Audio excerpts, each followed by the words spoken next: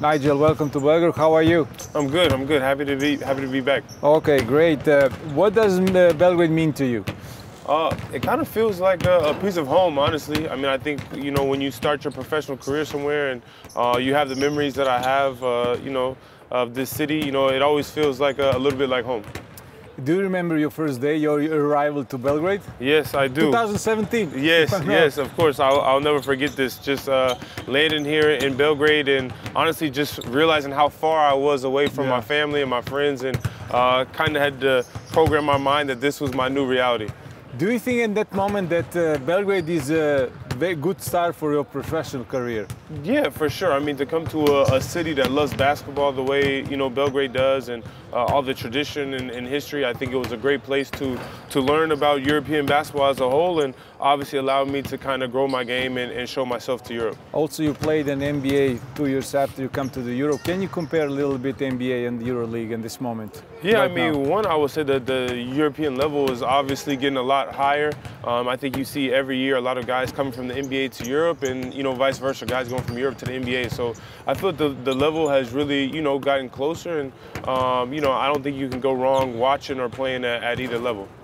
So that what the NBA players think about the EuroLeague and playing overseas and level of Honestly, I would say a lot of guys who have never played over here don't know a lot about it, honestly. And I think that's just it's natural. You grow up in the States and go to college and play. For those guys that only play in the NBA, it's natural not to really fully understand what it's like to play in Europe. But I think the guys who have played in FIBA or the Olympics, they kind of spread the word to other guys that it's not an easy game to play. What is the moment when they decide players to come to Europe?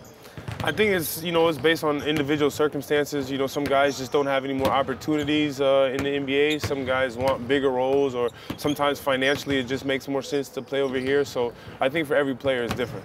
What do you think about the new format of the EuroLeague? You play in Greece, you play in Spain. In Spain, league is more competitive than Greece, and everybody complain about schedule, about too many games. It's different, Greece and Spain. Yeah, I mean, it definitely is a challenge, but I definitely understand the value in domestic leagues and the pride, that it means for all the clubs to play for their domestic leagues. So although it's a challenge, I'm not really sure, how you fix it, because both leagues are important, the domestic league and the EuroLeague. Who is the best player in the NBA that you play with? Donovan Mitchell. And in the EuroLeague? Probably, I would say, Spanoulis. Okay. Yeah. How you see the chances the Red Star and the Partizan in the end of the season of the EuroLeague? I mean, Partizan obviously was off to a little bit of a tough start, and Red Star started really well. But as we just saw, Partizan beat Red Star. So in this league, it's such a long season, and teams can get hot, especially the second half of the season. So I think both of them, have a lot of talent and big chances to have good seasons. You play derby, Red Star, Partizan. You play derby, PAO, Olympiacos. Comparisons. Yeah, it's very, very similar. I think those will be the two best and biggest rivalries in Europe.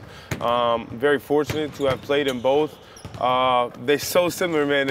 I think, like I said, two of the most hostile crowds in Europe.